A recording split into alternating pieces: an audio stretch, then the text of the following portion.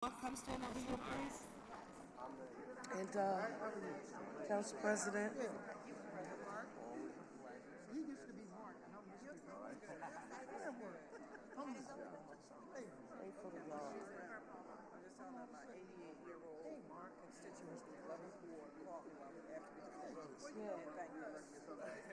Awesome. Awesome. Where's all of the trees? Mark here. Carpenter's here. SCIU team. Why the lawyers and all the other team? Can all of the technical folks who've been at these town meetings, Press, where'd you want to call your team up with us? Oh, you called, okay, Vincent, okay. Thank you.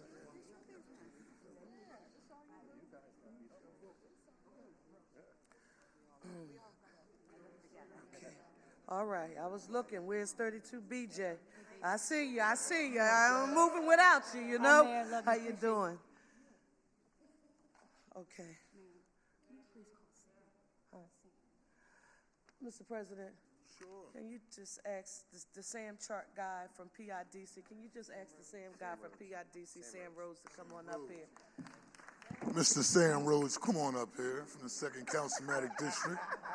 Jody as well, worked on this from day one. Yeah, right.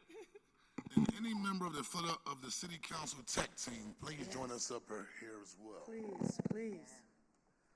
Just a moment.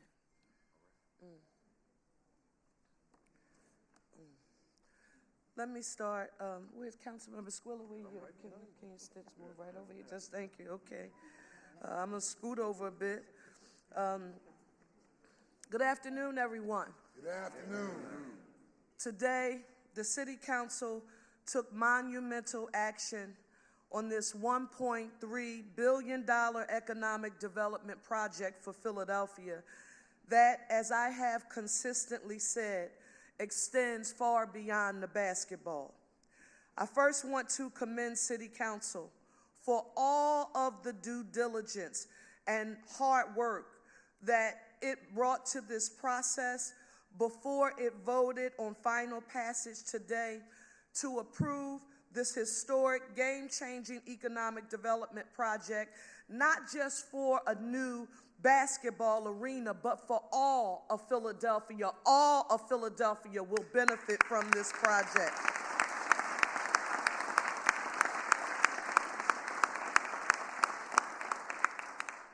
I want to particularly commend Council President Kenyatta Johnson and Councilmember Mark Squilla, in whose district the arena will be built, for all of the work that they've done to date on this project. And you don't know until you're in the thick of things how important it is to be accessible. They've been accessible and willing to communicate at all times. And I want to say a special thank you to each of you, Mr. President and Councilmember Squilla, for your leadership and your intergovernmental collaboration. Can you please give them both a huge round of applause?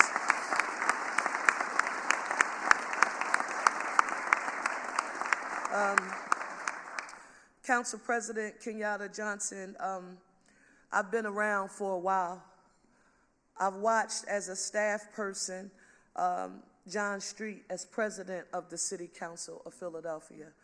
I watched as a staffer Councilwoman Anna Verna as the president. And of course, you and I together as members work closely with our big brother, Council President Darrell Clarke. But I want to state for the record on today that this Council President Johnson's stewardship and his management of this very complex process, it was beyond reproach. And Mr. President, on today, as I watch this, you've cemented for me in my mind how an executive leader of a legislative body governs in Philadelphia. We need to be proud of the leadership that our council president displayed. Mr. President, you know, you heard me say It's easy to do things when the audience consistently gives you a round of applause, when the audience is a part of the choir. But how do you make a tough decision when you know that there are some people who are not going to agree with your perspective and who have a right to have their opinions and their perspectives heard, but you are going to move forward and lead? That's when you judge the value and the power of leadership. And I am super proud to have you as my partner.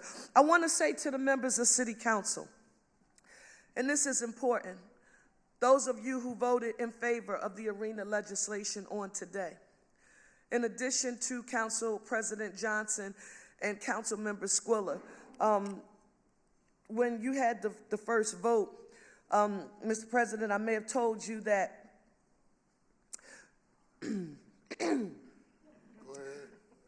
somebody asked me, why did I have to say your names individually? It is important to me, for the record, that we communicate to the public, those leaders in the City Council of Philadelphia who had the courage to make the tough decision about Philadelphia's economic future, and it's packed with potential, but knowing that there were some people who were going to call them some bad names and say some bad things and threaten their futures. And I can't be in the chamber, so the only thing I can do is watch, Mr. President.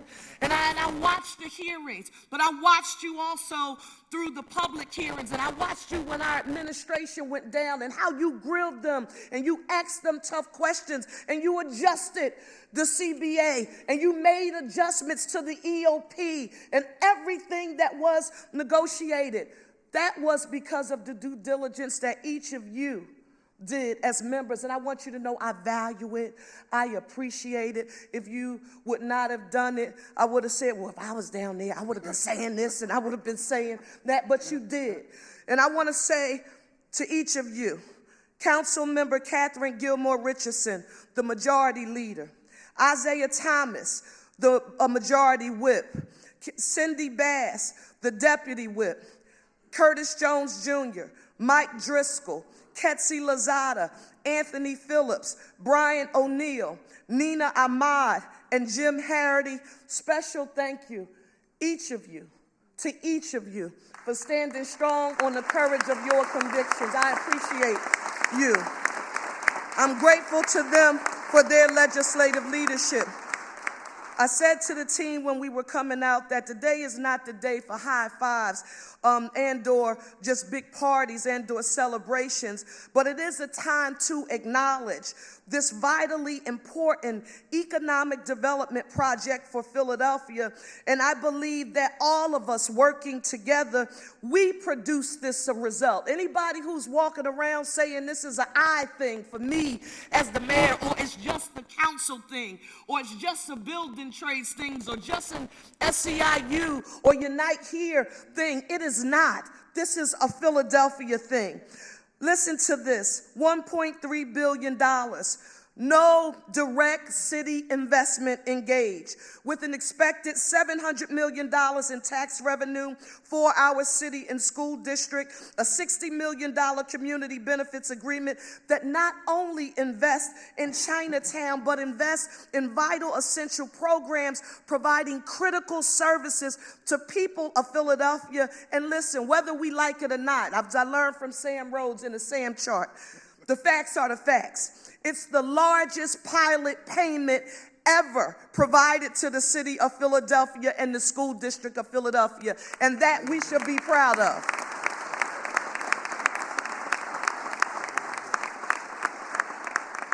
This is a project that will generate thousands of jobs, both during the construction of the arena and once the arena is open, jobs that will provide economic opportunity for businesses and diverse-owned businesses in our city. But I'm excited.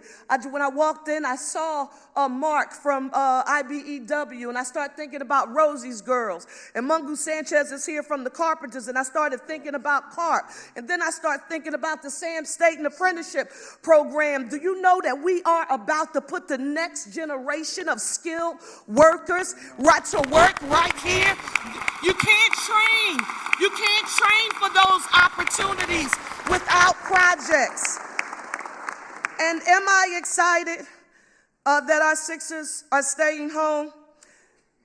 Yes, I'm excited that our Sixers are staying home, Mr. President. I am going to be giving New Jersey Governor Phil Murphy a call in a few seconds.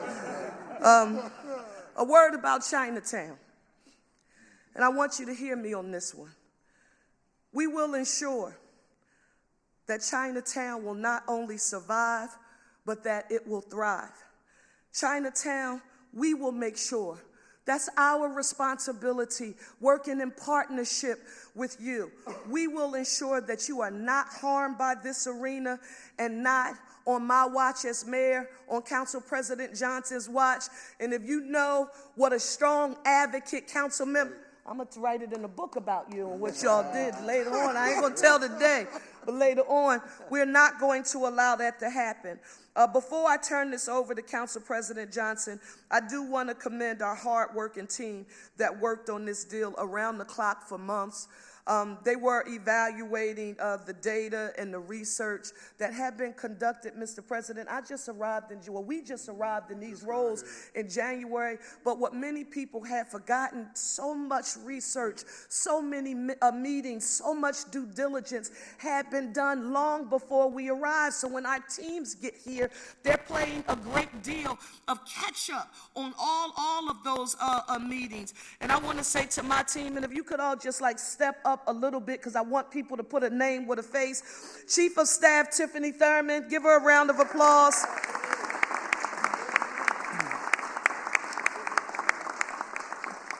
And she's probably not here intentionally. Oh, yes, she is. Chief Policy Officer Sophie Bryant, up to the front, Sophie. It's not where she likes to be.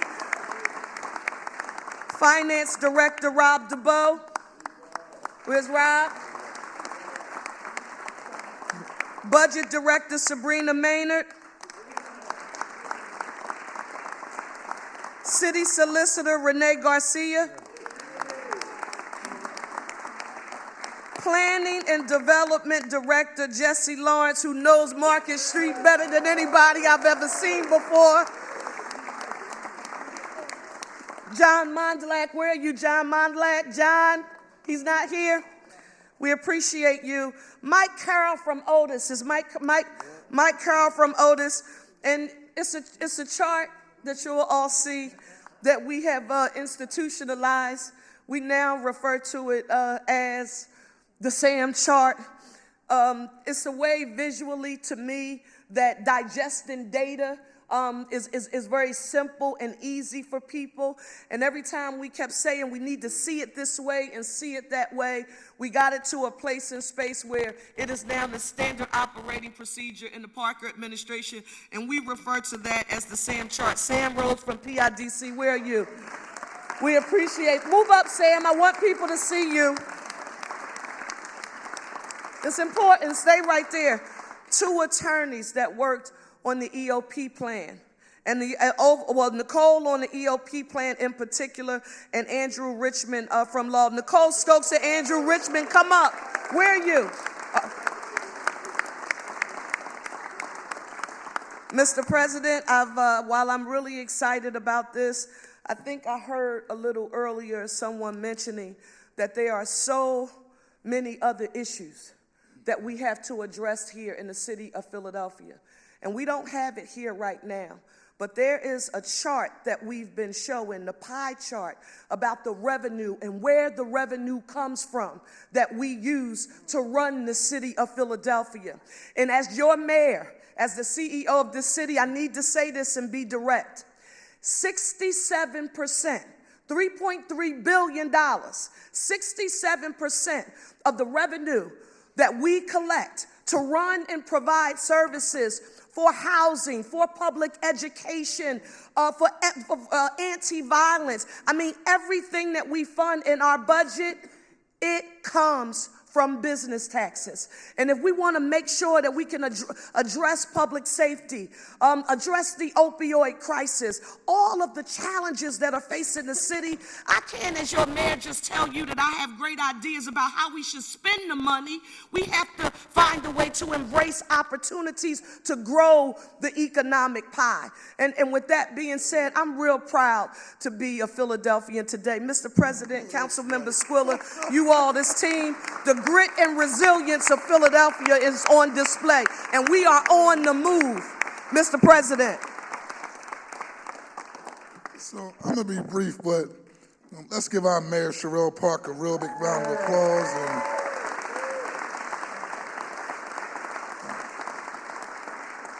And you know, when folks try to throw a wedge in between us and, we get the phone calls that we should be on opposite ends of issues, and most people don't know that we made a commitment. We both first got elected that if we don't do the hard work to transform this city during our tenure, I'm giving her 8 years, she always say 4, but over the next 8 years, really transform this city, really advocate for those most in need. Advocate to improve the quality of life for all the neighborhoods here in the city of Philadelphia. If we don't, then the work that we have been doing have been for nothing. So we work on that same mission every single week when it comes to moving this great city of Philadelphia forward. So let's give her a real big round of applause.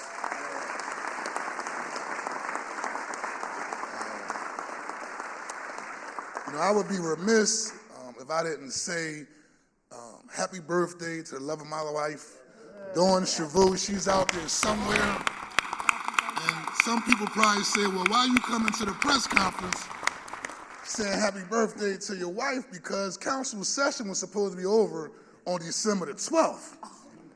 But this project, we extended the session because we knew that this $1.3 billion investment had to move forward. Contrary to popular belief, if we would have turned down this particular deal, we would have been fools.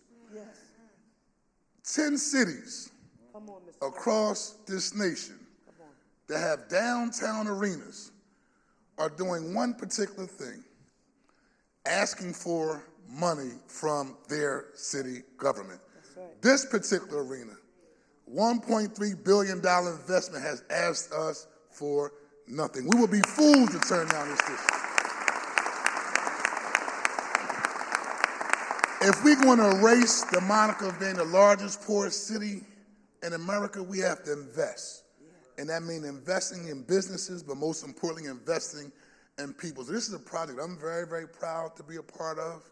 Of course, we're going to advocate, Mark, for a little bit more, right? You got it, too. Of course we're going to have to, right? But that's the legislative process. And so for me, this is a project I believe that will transform Center City.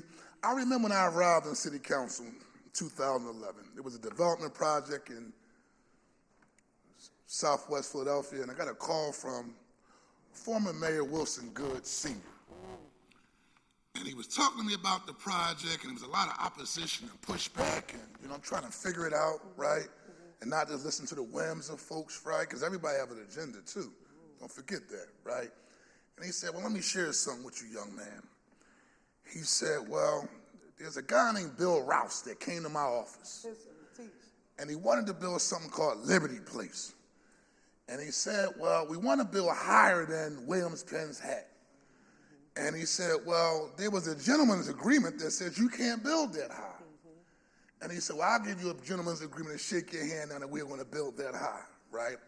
He said he received death threats, thousands of pieces of mail in opposition. But if you see today, as a result of Bill Rouse building Liberty Place, now we have Liberty Place 2 built by Comcast, the #1 employer in the city of Philadelphia, a private corporation. And so as leaders, we have to lead, right?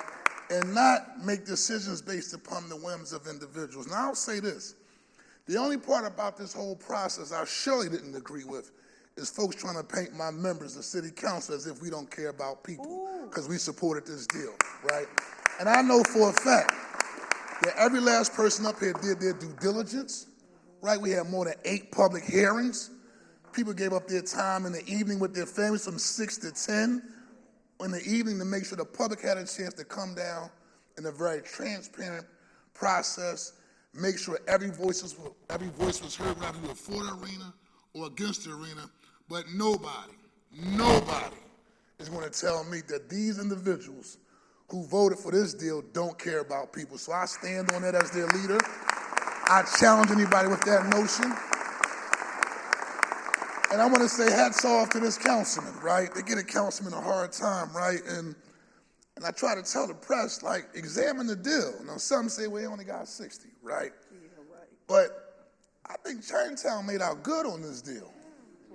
They made out a special services district. He'll tell you the numbers. A cultural overlay that says that you have to maintain the cultural fabric in the community. An overlay that says you can't build but so high, and if you build but so high, you have to do mandatory inclusion for affordable housing. Just a couple of things. And then Councilman Nina Ahmad stepped up and said, you know what, we'll do a city land trust to give you the right of first refusal. I wish we do that in Point Breeze. I got some good ideas from this, right? The right of first refusal if you want to develop in that particular area. But he also expanded the Special Services District to not only just address the issues along Chinatown, but also Gayborhood, Washington West, expanded from South Street to Spring Garden, right, to make sure he's very, very inclusive about this process.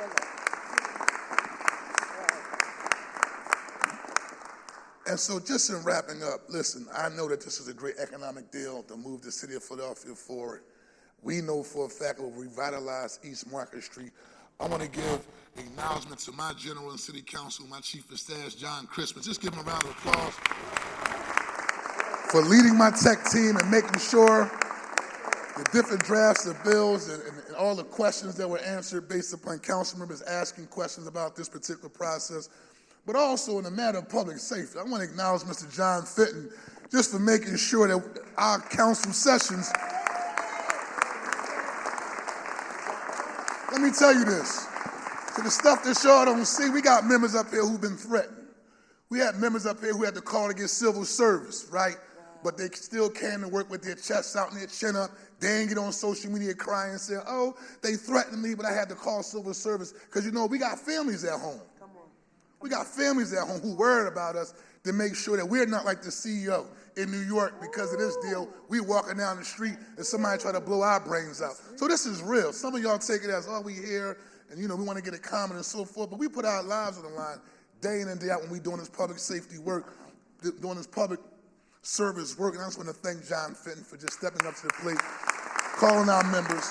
Because you do have members that have been threatened. You do have members that have to get civil service protection through this process. And so with that being said, Your Honor, it's just always a pleasure to work beside you as we move this great city of Philadelphia forward. Keep up the good work. But Mr. President, just for the record, because you affirm how we communicate and our regular cadence, and we said the arena is important, but when we've had conversations, what did we say would probably be one of the most significant issues that we get to tackle that has never been tackled at the level that we're trying to shoot for? So this is great, and it's going to spur economic development for Center City. But we also recognize we're dealing with a housing crisis here in the city of Philadelphia. We want to address the issue of housing inequality here in the city of Philadelphia. So although this is great, we will be known by how we build generational wealth through home ownership. And that's the partnership that we want to have together and moving the city of Philadelphia forward. Thank you. There are two people here we want to make sure that you hear from.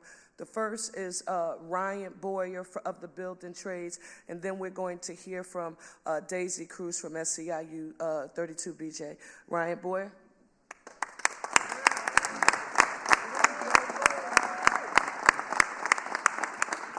Only my mayor, but I want to thank the mayor for your leadership, City Council President, Councilmember Mark Squilla, and all the members that took painstaking effort to have a deal that is good for Philadelphia.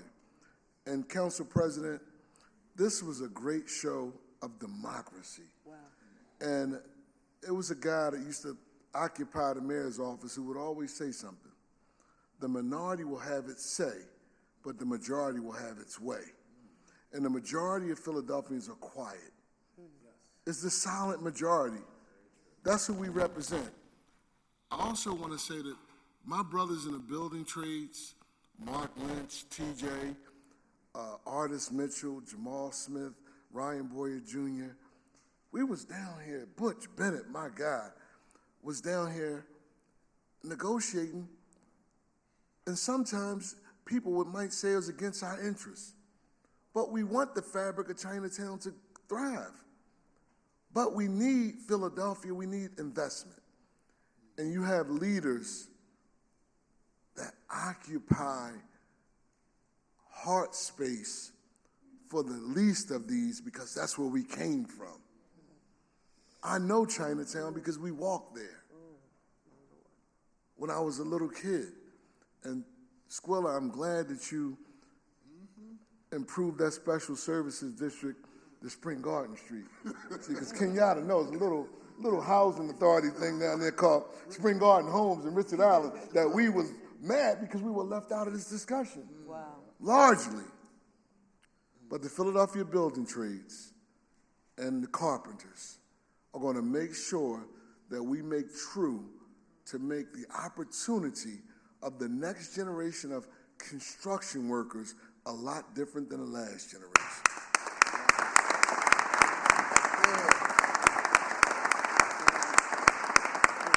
That is our solemn promise to you. We put our name on our pre-apprenticeship program. And I say our name, although my father wasn't Sam Satan Sr., he was like a father to me. Yeah. And that name resonates and it means something because the DAP program is what we started. And I love that 50% of African American and Latinos in the building trades now came from the DAP program. We know how to do this. Wow. And we didn't stop there. We made sure our brothers and sisters in SEIU unite here. Everyone has a great job, a good union job, because the best social program is a good job. Thank you.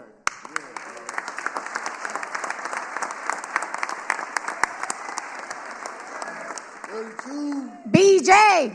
So really, I just really want to thank everybody. Like, this is what matters to us, to our members.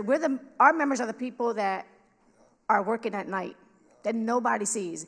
When you can come into a building, the building's clean. The reason why the heat is running, the boiler's running, everything's running. Our security officers are risking their lives every single day. You know, COVID hit us differently, right? Buildings are now starting to shut down. Some of our members don't even know if their building's going to close down in the next week, the next month.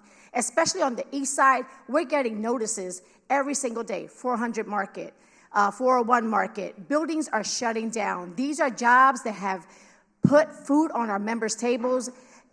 They've been able to buy homes, just take care of their lives every single day. But I just want to share just one story about Miss Barbara Cherry. Miss Barbara Cherry, who works at the Fashion District, who's been working there for years, who wants to retire. She wasn't able to be here these last few sessions because Miss Barbara Cherry had an injury at home. And because of her union job and her health benefits, she has not missed anything. She has gotten the medical treatment that she needs. We have members who go see her every single day. But that's what this means to us. So I want to thank everybody. Thank you, Mayor. Love you guys. Thank you for looking out for our members.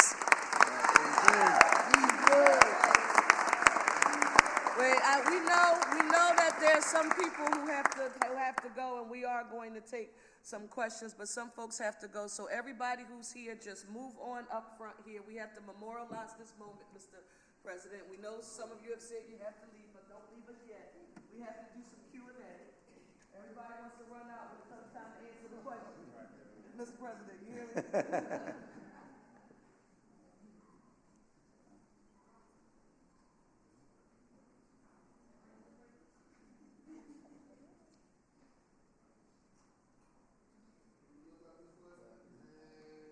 Can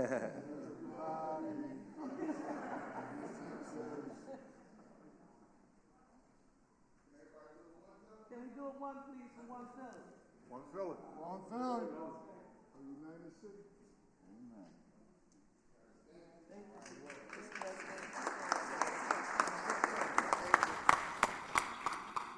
gonna take some questions. Now, Joe Grace, where are you? Joe Grace? Okay, we're gonna start with you.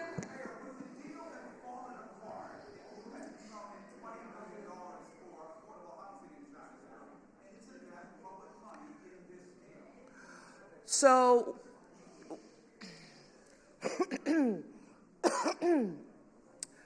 Councilmember Mark Squilla, who represents this district, Council President Johnson, along with the interests of many of the members of council, particularly the 12 who were with us today who voted, were very, very clear that as seed money, you saw $3 million that was included in the CBA, and we did talk about the future housing that we are going to make an investment in the city of Philadelphia, and that 20 million of those dollars will be invested in Chinatown. And do I think the deal would have fallen through? I'm the eternal optimist. We were going to work to do everything that we possibly could to reach much needed compromise, but it was very clear, to me as the mayor when I talked to Council President and with Council Member Squilla that it was essential. And do I think it would have been tough moving forward? Listen, when you're at the table, you understand the people you're negotiating with and what they say is a priority. But Mr. President, while we were working on this, and I think it's important that we demystify this, we didn't agree on everything, right? But we found a way to reach much needed compromise, and that was one of the issues that we reached much needed compromise on.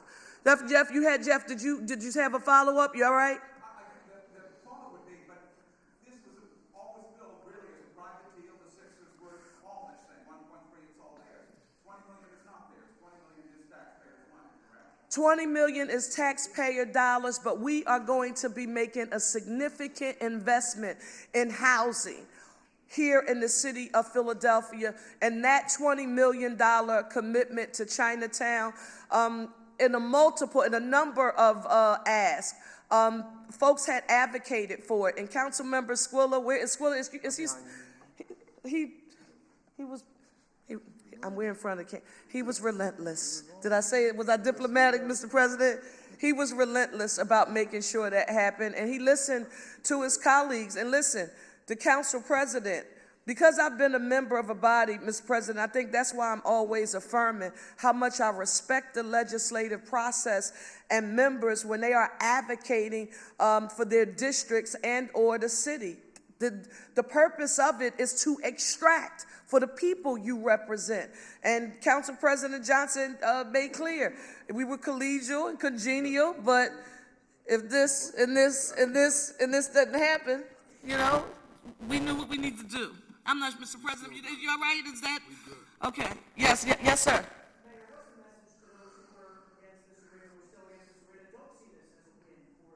Yes. I will say this, and we said it last night at a meeting, and it's actually been coming up pretty frequently, and I think it's something we talked about, Mr. President. There are some people who just philosophically just believe that this is a very bad decision here in the city of Philadelphia. Actually, before I walked in, I was just reading an article about the convention center in 1991, and then I'm thinking about the history you just shared with us from former Mayor Wilson Goode, and I respect a great deal of respect for those people who just under no circumstances do they agree with this decision. In Philadelphia, I want to say they have a right to have whatever perspective or opinion it is that they have. But what we shouldn't do, and you have to charge this to my experience in Harrisburg, when I had to work with folks who I agreed to disagree with on a number of items on a number of occasions. We may agree to disagree on the arena, but you just heard the president reference, and you hear me reference often, we are about to address the housing crisis in the city of Philadelphia. And that is when I think that will be an effort that we can all be on board together. So I just don't like it when people draw solid lines, in the sand that says, you're the enemy because you don't share my perspective on this issue, or you're good and you're bad. That's just not how I can lead as the CEO of the city of Philadelphia. We take issue by issue. I can't do it all as a whole, and I'm just going to judge you because we disagree on this issue. Can't function that way. They have a right to their opinion, but as leaders, Mr. President, I think we have to do what my grandmother would say, as while this is being built, and when it's established and when we're working, Councilmember Squilla, to move Market Street forward, when I would get in trouble sometimes, Mommy would say, I'll show you better than I can tell you. She would say that to me all of the time. And that's what we have to do. And let's acknowledge this. And I think they have good reason. There are a lot of people who don't have a whole lot of confidence in government right now. They don't believe that government will do the things that it says that it will do because they haven't seen it or felt it or touched it in their own lives. That's what we're trying to do here. But you have to grow the economic pie in order to address those issues that we know are extremely important. It was somebody else, was it? Yeah, yes, Denise?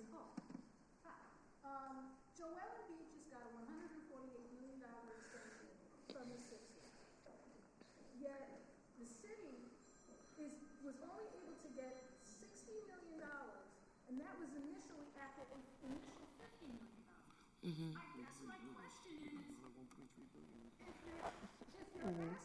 you're asking, if you wanted to, I wish I had my SAM chart. in a section of the city that has made it abundantly clear that they don't want it, why $50 million? Why not have gone higher from the very beginning and said, give me what you gave me to not play basketball? So one, thank you so very much for that question, Denise. And you, like many others, have a right to that perspective. And you may view this formal and official $60 million CBA as the sole extraction or economic benefit that is coming out of this, but I would argue that where you stand on the issue depends on where you sit. I'm thinking about a $6.37 billion budget that we just passed, first budget here. And so you may see $60 million or someone else viewing, but I see $1.3 billion that, as the council president accurately affirmed, that required no taxpayer subsidy, no commitment. Philadelphia, what do we mean? If I had the SAM chart, I would show you via a demonstration all of the past years when we've built arenas and stadiums in the city of Philadelphia. And the council president just referenced 10 of the cities. You, the taxpayers, you had to make an investment up front in order to do it. Here we had a firm who said this is $1.3 billion that we are going to spend, and we don't require any direct taxpayer funding in order to build this project. So you say $60 million, I say $1.3 billion plus the $60 million plus the $700 million going to the school district and the city of Philadelphia's general fund.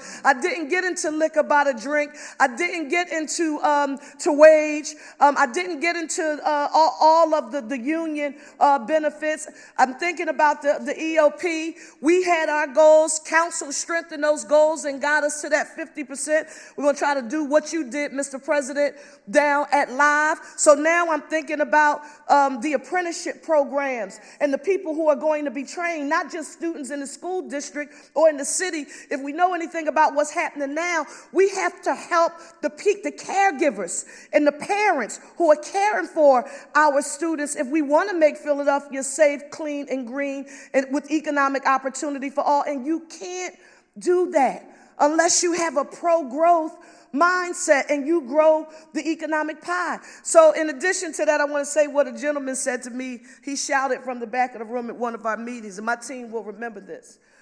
We're going through the SAM chart, and it said 1.3 billion, and of course it's zero for acquisition of the building and so forth, everything that we contributed to in the past for past arenas. And he shouted from the back, but you didn't adjust for inflation. I said, Rob, I'm not an expert, but, I need to do some time value of money equations. I think zero 30 years ago, Rob, is worth how much today? Zero. Zero. So when you're talking about adjusting for inflation, you can't. Because Philadelphia is making a zero direct subsidy from our taxpayer dollars that keep our city going, of which Philadelphia, I want you to remember, facts, 67% of that revenue, $3.3 billion, is derived from business taxes. As your mayor, I don't have the luxury of saying I don't want business to thrive in the city of Philadelphia. I want industries to thrive because I want Philadelphians going to work. That's when we had a higher rate of home ownership. That's when our city was safer, and that's what we are trying to accomplish. So in short, where you stand on the issue, Denise, depends on where you sit. That math you just gave, that math ain't mathing for me, because I don't view the math that way. I see the math the way you just heard me describe it. And for those who have that perspective, I want you to know I respect you and your right to have your opinion, but I won't vilify you and say that you're wrong, because you've got a right to believe and to feel what you feel about this issue. But don't allow it to stop us as a city from trying to be one Philly, a united city, and working on all of the important issues that are in front of us. I won't be negative. I won't allow pessimism to consume me. I just won't do it. The glass is half full. We have to be affirmative and positive, and we're going to make our city better. Thank you all so very much for being here. Thank you.